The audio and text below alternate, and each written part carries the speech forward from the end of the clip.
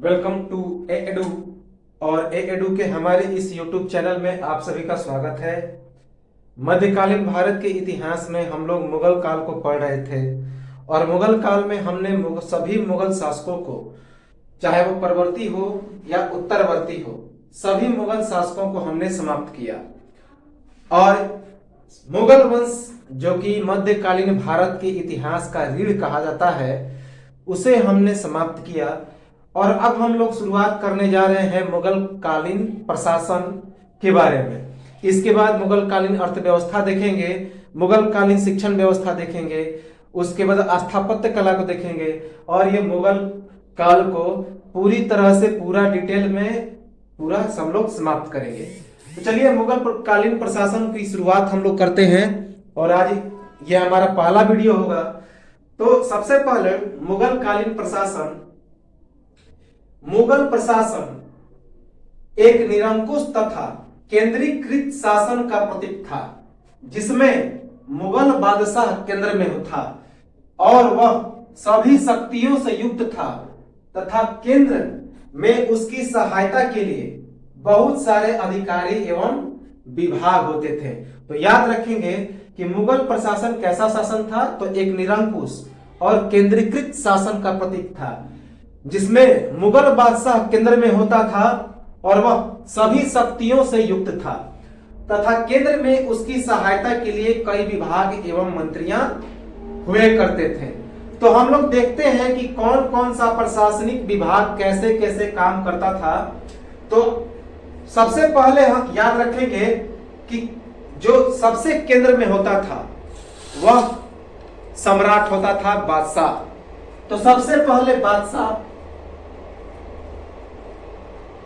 यानी जो केंद्र में होता था, उसके अंदर में प्रांत होता था जिसे सूबा भी कहा जाता था। प्रांत के अंदर में जिला या सरकार, जिला या सरकार, उसके अंदर में परगना जिसे अनुमंडल भी कहा जाता है और उसके अंदर में ग्राम अर्थात गांव।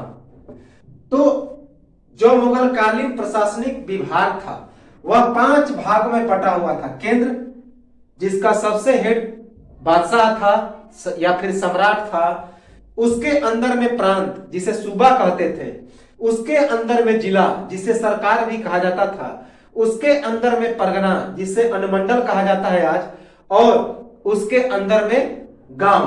तो चलिए इसी विभाग को हम लोग देखते हैं और इन सभी विभागों में कौन कौन से अधिकारी कौन कौन से पद पर हुआ करते थे और उनका कार्य क्या क्या था। तो चलिए शुरुआत करते हैं इस चित्र के माध्यम से सारा डिटेल समझने का। तो सबसे पहले हम लोग प्रशासन में केंद्रीय और प्रांतीय को देखते हैं। अगले वीडियो में हम लोग जिला, परगना और ग्राम को देखेंगे। तो प्रशासन, प्रमुख अधिकारी, अधिकार एवं कार्य। तो प्रशासन, प्रमुख अधिकारी और अधिकार एवं कार्य।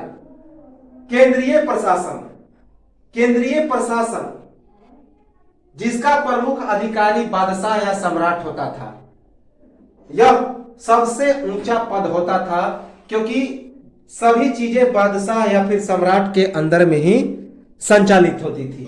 तो बादशाह या सम्राट सबसे ऊंचा पद होता था। इसके अंदर में 10 पद होते थे। तो याद रखेंगे कि इसके अंदर में 10 पद होते थे केंद्रीय प्रशासन के अंतर्गत। ये केंद्रीय विभाग कहलाते थे। तो याद रखेंगे, तो केंद्रीय विभाग में कितने पद? 10 पद। पहला वकील या प्रधानमंत्री या वजीर, जिसे वकीले मुतलक भी कहा जाता था।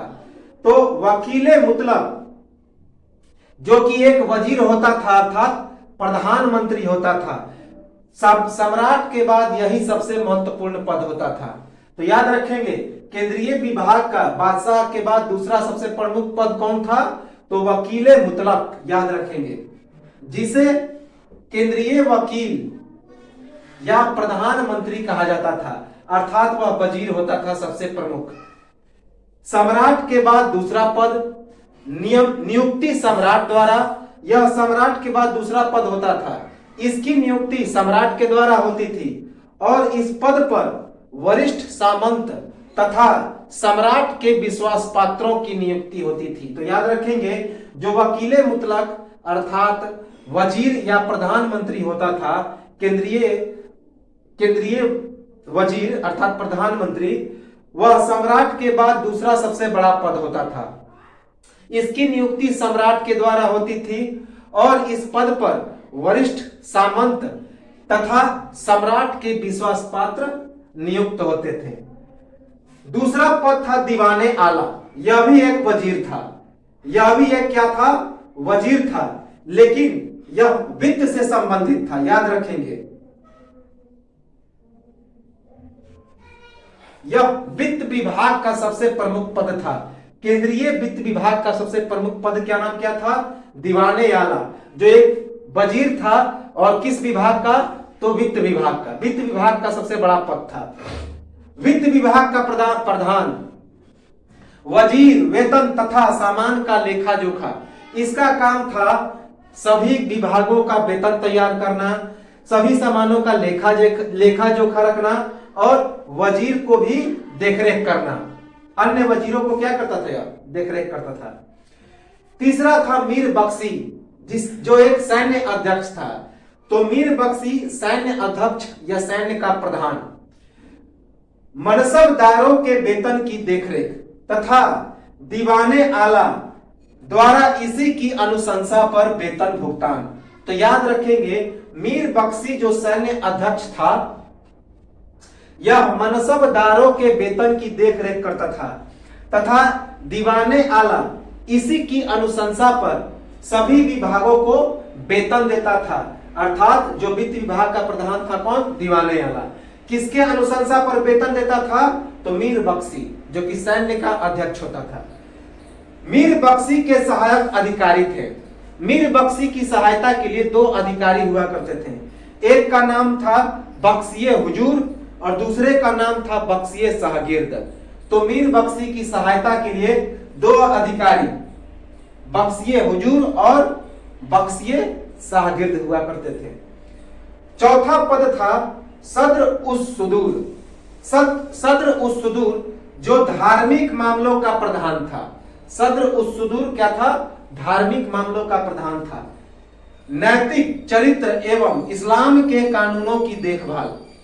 जो सद्र उस सुदूर था वह नैतिक चरित्र एवं इस्लाम के कानूनों की देखभाल करता था। याद रखेंगे। उसके बाद काजी उल कुजात। काजी उल कुजात, ये पांचवा पद जो था, काजी उल कुजात, यह न्यायिक विभाग का प्रधान था। अर्थात न्यायिक मामलों का सबसे हेड था, न्याय करता था, जुडिशियल था, अर्थात यह एक प्रकार का जज था। तो न्यायिक विभाग का प्रधान कौन था, काजी उल कुजात। न्यायिक मुकदमे देखना, यह न्यायिक मुकदमे देखता था। छठा पद था मीर सामान, जिसे खाने समा भी कहते थे। तो मीर सामान या खाने समा, यह छठा पद था। राज दरबार में काम आने वाली सभी वस्तुओं की आपूर्ति की व्यवस्था। तो राज दरबार में काम आने वाली सभी वस्तुओं की आपूर्ति की व्यवस्था कौन करता था, तो मीर सामान या फिर खाने सामान। मीर आतिश, सातवां पद था मीर आतिश, जो शाही तोप खाने का प्रधान हुआ करता था। जो शाही तोप खाना था उसका प्रधान कौन था, तो मीर आतिश कहलाता था। यह इसका काम था तोप चलाने वाले सैनिकों तथा बंदूक चलाने वाले सैनिकों पर नियंत्रण। तोप चलाने वाले और बंदूक चलाने वाले सैनिकों पर नियंत्रण कौन रखता था, मीर आतिश। इसका एक और नाम था दारोगाए तोप खाना। तो मीर आतिश का एक और नाम क्या था, दारोगाए तोप खाना। तोप चलाने वाले तथा बंदूकों का आयात तुर्की तथा ईरान से होने के कारण इस पद पर मुख्यतः तुर्की एवं ईरानी की नियुक्ति, सामरिक महत्व के कारण मंत्री के सदृश मान्यता। तो याद रखेंगे कि तोप चलाने वाले और बंदूकों का आयात ये सभी कहां से आते थे? तो तुर्की एवं ईरान से। तो याद रखेंगे जो तोपची होते थे और जो बंदूक होती थी उनका आयात अर्थात उन्हें कहां से खरीदा जाता था? तो तुर्की एवं ईरान से। इसी कारण जो मीर आतिश का पद होता था, इस पद पर तुर्की एवं ईरानियों व्यक्ति की नियुक्ति होती थी। याद रखेंगे। मीर मुंशी, 8वां पद था मीर मुंशी। तो मीर मुंशी का क्या काम था? शाही पत्रों को लिखना। मीर मुंशी का काम था शाही पत्रों को लिखना। याद रखेंगे, शाही पत्रों को लिखना। मीर मुंशी का काम था शाही पत्रों को लिखना। मीर बहर जो एक बंदरगाह अधिकारी था।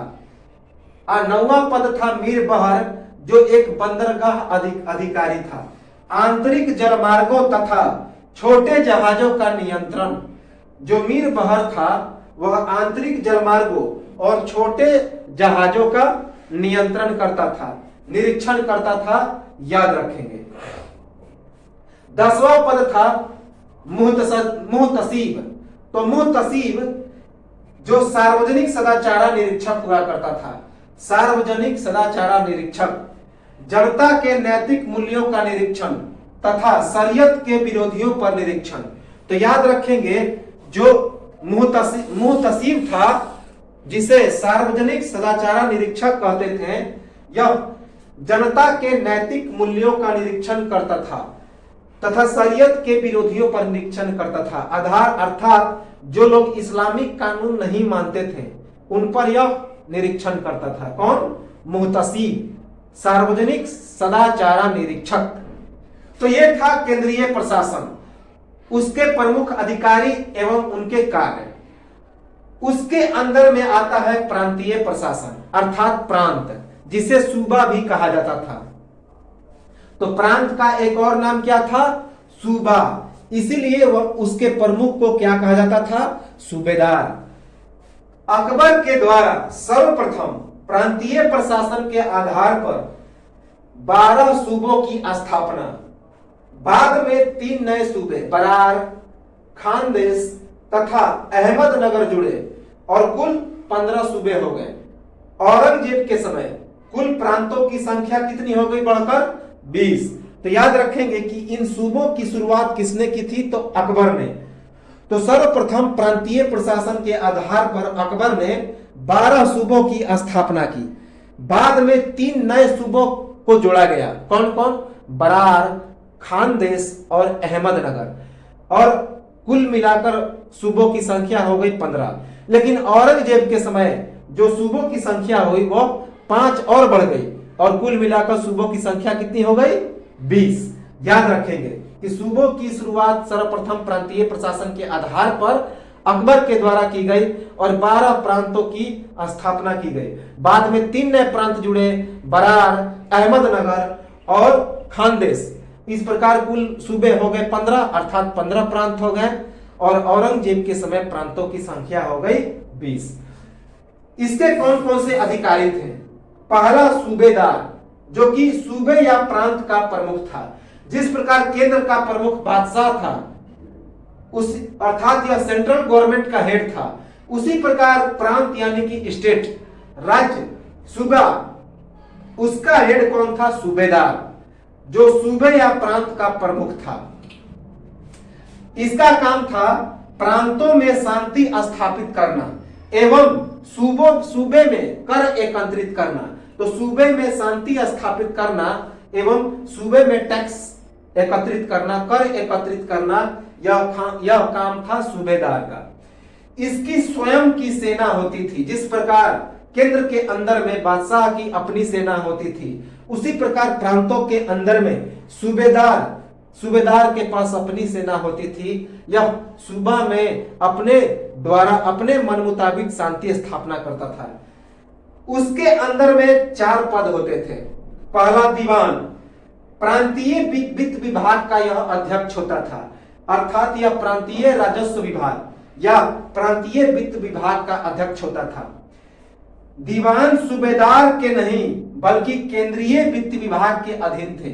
यह जो दीवान होते थे प्रांत के अंदर में, ये सूबेदार के अधीन नहीं थे, अर्थात इसके प्रति इसकी कोई जवाबदेही नहीं थी।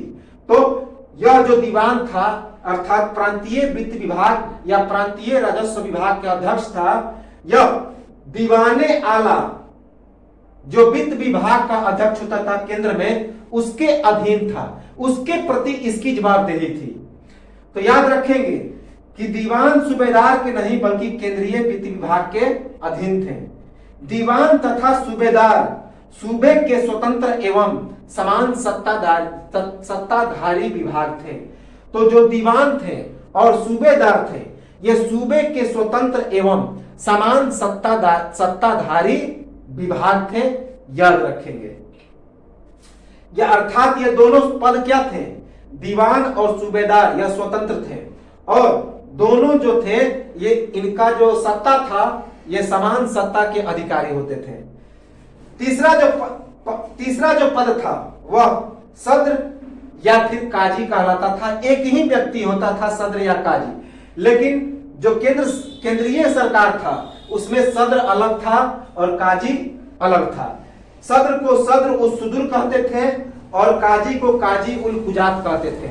लेकिन प्रांत में सद्र या फिर काजी कहा जाता था, जो कि प्रांतीय न्यायिक एवं धार्मिक प्रधान होता था। प्रांतीय न्यायिक एवं धार्मिक प्रधान सद्र या काजी एक ही व्यक्ति होते थे। नैतिक चरित्र और इस्लाम के कानूनों का पालन करते समय काजी तथा न्याय के समय सद्र। तो सद्र और काजी एक ही व्यक्ति होते थे। जो जब सद्र या फिर काजी नैतिक चरित्र और इस्लाम के कानूनों का पालन कराता था तो वह उस समय काजी कहलाता था। लेकिन वही काजी जब न्याय करता था, जब वह जजमेंट करता था तो सद्र कहलाता था। तो याद रखेंगे कि न्याय के समय सद्र और नैतिक चरित्र और इस्लाम के पालन करवाने के समय काजी।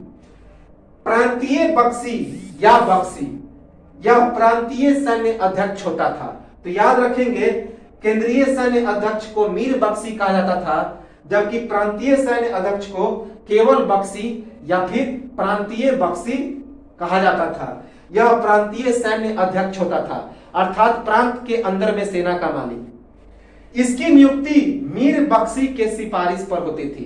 तो जो प्रांतीय बख्शी होता था इसकी नियुक्ति किसके द्वारा होती थी, किसके सिफारिश पर, तो मीर बख्शी के सिफारिश पर।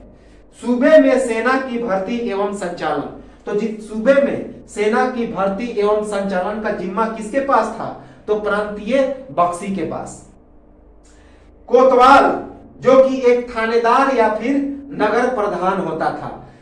तो अगला जो पद होता था प्रांत के अंदर में उसे कोतवाल या नगर प्रधान कहते थे। जो कोतवाल होता था, जो थानेदार या नगर प्रधान होता था, इसका क्या काम था कि सूबे की आंतरिक शांति एवं सुरक्षा की व्यवस्था। तो सूबे के अंदर में अर्थात प्रांत के अंदर में आंतरिक शांति एवं सुरक्षा की व्यवस्था की जिम्मा किसके थी, तो कोतवाल की थी, जो थानेदार या नगर प्रधान कहलाता था। तो याद रखेंगे यह था हमारा प्रशासनिक बंटवारा का केंद्रीय प्रशासन और प्रांतीय प्रशासन। तो एक स्क्रीनशॉट ले लें और मिलते हैं कुछ देर के बाद हम लोग जिला, परगना और ग्राम को लेकर। तो एक स्क्रीनशॉट ले लें।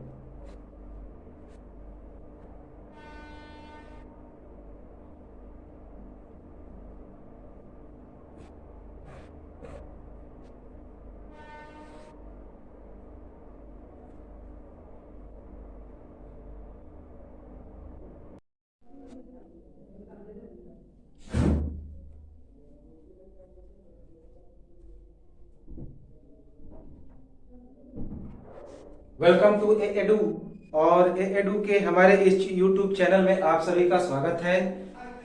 देखिए हम लोग मुगलकालीन प्रशासन को जो कि केंद्रीय शक्तियों का बंटवारा था उसे 5 हिस्से में हम लोग बांटे थे।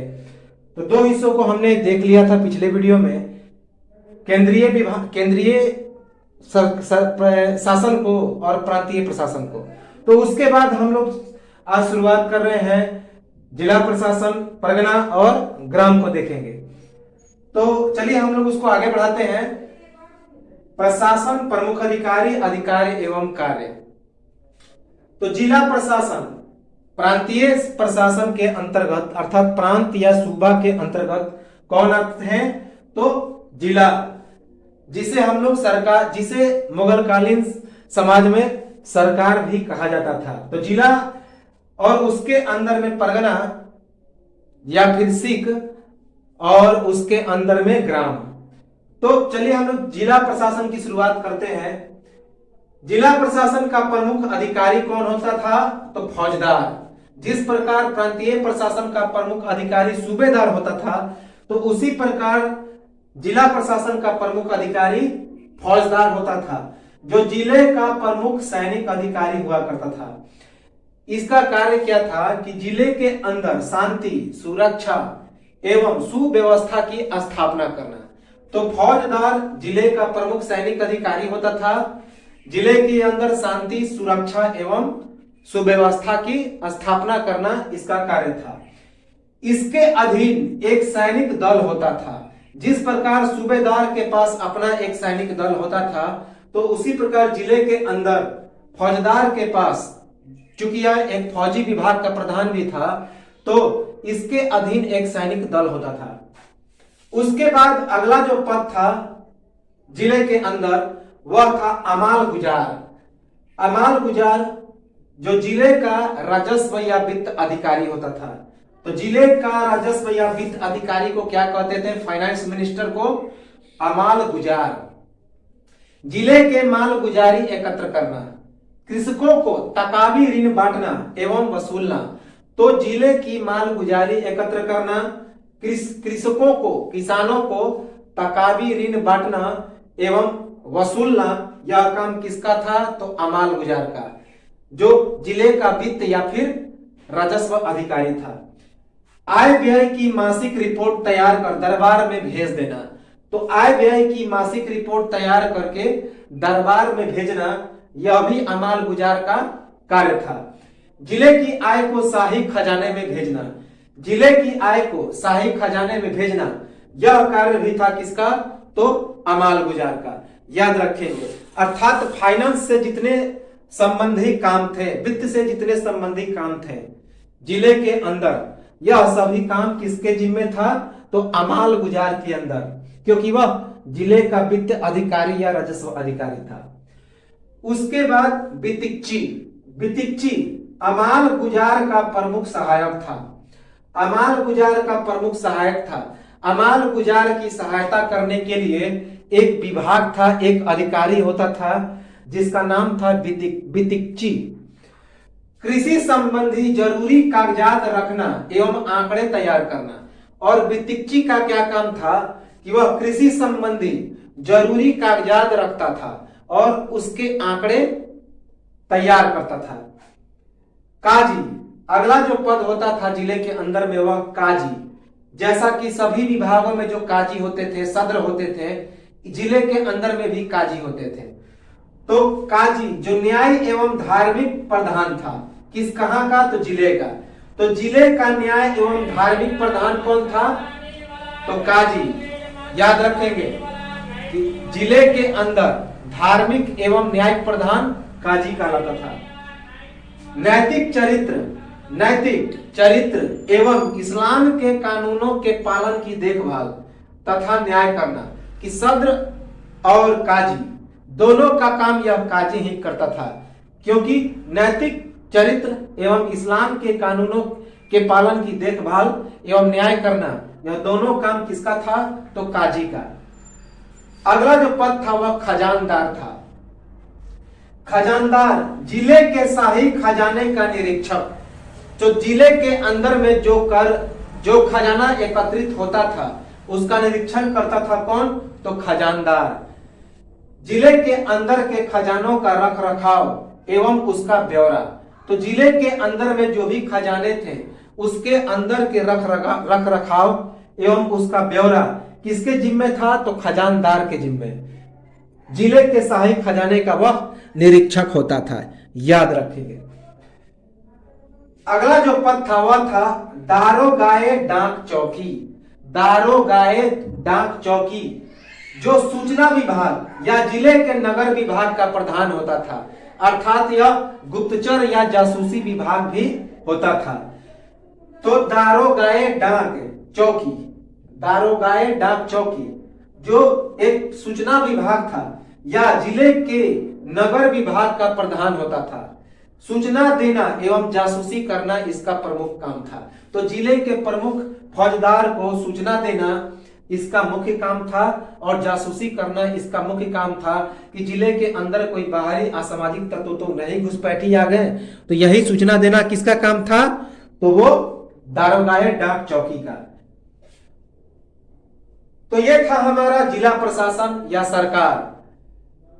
एक चीज याद रखेंगे कि शाहजहां के समय सरकार और परगना के बीच, शाहजहां के समय सरकार और परगना के बीच एक चकला नाम की एक नई इकाई की स्थापना हुई थी। तो शाहजहां के समय परगना और जिला प्रशासन के बीच एक नई इकाई की स्थापना हुई थी जिसका नाम था चकला। तो याद रखेंगे कि शाहजहां के समय सरकार अर्थात जिला और परगना के बीच चकला नामक एक नई इकाई की शुरुआत हुई थी, स्थापना हुई थी। कौन सी इकाई? तो चकला। तो अब हम लोग देखते हैं परगना के बारे में, या सिक, जिसे सिक भी कहा जाता है और आज हम लोग उसे अनुमंडल कह देते हैं। आज उसी को हम लोग क्या कहते हैं? तो अनुमंडल कहते हैं। सब डिवीजन, अनुमंडल यानी सब डिवीजन। तो परगना या सिक उस समय जिसे आज हम लोग अनुमंडल कहते हैं, तो इसके प्रमुख को सिकदार कहा जाता था। सिक या परगना का प्रमुख कौन था? सिकदार। तो परगना या सिक का प्रमुख क्या कहलाता था? सिकदार या सिकदार कहलाता था। सिक या परगना के अंदर शांति, सुरक्षा एवं कानून व्यवस्था को बनाना। तो याद रखेंगे कि सिकदार का क्या काम था कि परगना के अंदर शांति, सुरक्षा एवं कानून व्यवस्था को बनाना तथा इसकी सूचना प्रांतीय सरकार को देना। और इसकी सूचना जो सुरक्षा, शांति और कानून व्यवस्था को बनाता सिकदार, वह किसको सूचना देता था? तो प्रांतीय सरकार को। तो सिक या परगना के अंदर शांति, सुरक्षा एवं कानून व्यवस्था को बनाना तथा इसकी सूचना प्रांतीय सरकार को देना किसका काम था? तो सिकदार का, जो कि सिक या परगना का प्रमुख होता था। उसके बाद इसी के अंदर में सारे विभाग होते थे। जिस प्रकार फौजदार के अंदर में जिले के सभी विभाग होते थे, तो उसी प्रकार परगना में सिकदार के अंदर में सभी विभाग हुआ करते थे। याद रखेंगे। आमिल, दूसरा जो पद था वह आमिल था। सिकदार के बाद दूसरा एक प्रधान पद था परगना के अंदर, उसका नाम क्या था? आमिल। परगना का वित्त विभाग का प्रधान, जिस प्रकार जिले के वित्त विभाग या राजस्व विभाग का प्रधान अमाल गुजार था, उसी प्रकार परगना या सिक के वित्त विभाग या राजस्व विभाग का प्रधान कौन था? तो आमिल कहलाता था। परगना स्तर पर भू राजस्व एवं आय व्यय संबंधी वित्त कार्यों का रिपोर्ट तैयार करना। तो परगना के स्तर पर भू राजस्व एवं आय व्यय संबंधी वित्त कार्यों का रिपोर्ट तैयार करना किसका काम था? तो आमिल का काम था। उसके बाद काजी, सिख का न्यायिक एवं धार्मिक अधिकारी। तो सिख का न्यायिक एवं धार्मिक अधिकारी कौन था? तो काजी था। जिले के अंदर भी एक काजी होता था जो जिले का न्यायिक एवं धार्मिक अधिकारी होता था। उसी प्रकार परगना का भी एक न्यायिक एवं धार्मिक अधिकारी होता था जो न्याय संबंधी और धर्म संबंधी कार्यों को देखता था। परगना के अंदर नैतिक, चरित्र एवं इस्लाम के कानूनों की देखभाल सहित न्याय करना।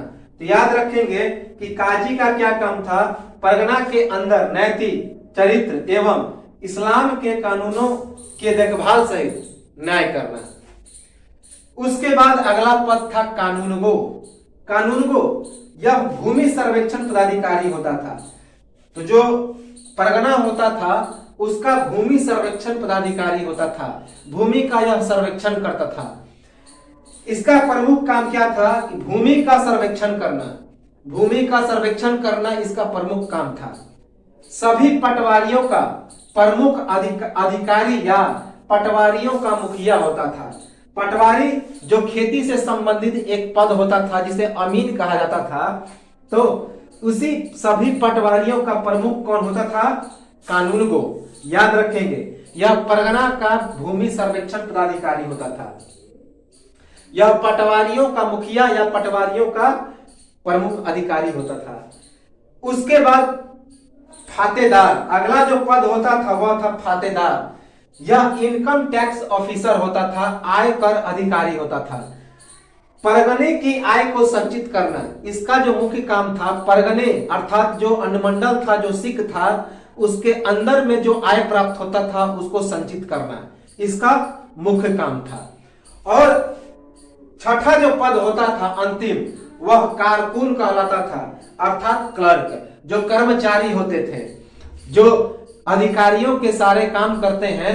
तो उसी प्रकार जो सिकदार होते थे, सिकदार अपने अंदर में कई क्लर्कों की भर्ती करते थे। तो याद रखेंगे कि कौन? कारकुन या फिर क्लर्क। तो जो छठा पद था उसका नाम था कारकुन या फिर क्लर्क। परगने के सिकदार का सभी विभागीय कार्यों का निष्पादन, तो जो परगने का सिकदार होता था उसके सभी विभागीय कार्यों का निष्पादन कौन करता था? तो वो कारकुन या फिर क्लर्क करता था। तो ये तो था परगना, सिख, जो कि जिला के अंदर में आता है। एक चीज और याद रखेंगे कि परगनों के अंतर्गत आने वाले गांव मावदा या दीह कहलाते थे। तो परगनों के अंतर्गत जो गांव आते थे उन्हें क्या कहा जाता था? तो मावदा या दीह, मावदा या दीह। तो यह था परगना। अब परगनों के अंदर में आते थे ग्राम। तो ग्राम यह सबसे अंतिम इकाई होता था। तो इसके बारे में हम लोग देखें, मुगल शासक गांव को एक स्वायत्त संस्था मानते थे जिसके प्रशासन का उत्तरदायित्व मुगल अधिकारियों को नहीं दिया जाता था, बल्कि ग्राम पंचायतें ही अपने गांव की सुरक्षा एवं सफाई की देखभाल करता था। तो याद रखेंगे कि मुगल काल में ग्रामों को अर्थात गांवों को एक स्वायत्त संस्था के रूप में देखा जाता था। स्वायत्त अर्थात स्वतंत्र, जिसके प्रशासन का उत्तरदायित्व मुगल अधिकारियों को नहीं दिया जाता था, बल्कि ग्राम पंचायतें ही उसकी सुरक्षा एवं सफाई का देखभाल करती थी। तो याद रखेंगे कि मुगल शासक में, मुगल कालों में जो गांव थे वे एक स्वायत्त संस्था होते थे और मुगल शासक इसके गांवों का जिम्मा मुगल अधिकारियों को न देकर किसे देते थे? तो ग्राम पंचायतों को, उसकी सुरक्षा की जिम्मेवारी, उसकी साफ सफाई की जिम्मेवारी और सभी चीजों की जिम्मेवारी। याद रखें। इसके कौन कौन से अधिकारी हुआ करते थे? तो दो ही अधिकारी थे। पहला जिसे खुद मुकदम या चौधरी कहते थे, आज जिसे हम लोग मुखिया कहते थे, तो मुगल काल में उसी को खुद मुकदम या फिर चौधरी कहा जाता था, जो कि ग्राम प्रधान होता था। गांव का मुखिया होता था, ग्राम प्रधान होता था। तो खुद मुकदम या चौधरी गांव के अंदर शांति, सुरक्षा एवं कानून की व्यवस्था। तो इसका जो खुद मुकदम या चौधरी का मुख्य काम क्या था? तो गांव के अंदर शांति, सुरक्षा एवं कानून की व्यवस्था। गांव के अंदर भू राजस्व वसूलना। तो गांव के अंदर जो टैक्स होता था, भूमि पर टैक्स होता था, भू राजस्व होता था, वह भी वसूलने का काम कौन करता था? तो खुद मुकदम या चौधरी, जो कि गांव का प्रधान होता था। उसके बाद पटवारी, यह खुद या मुकदम का सहायक होता था।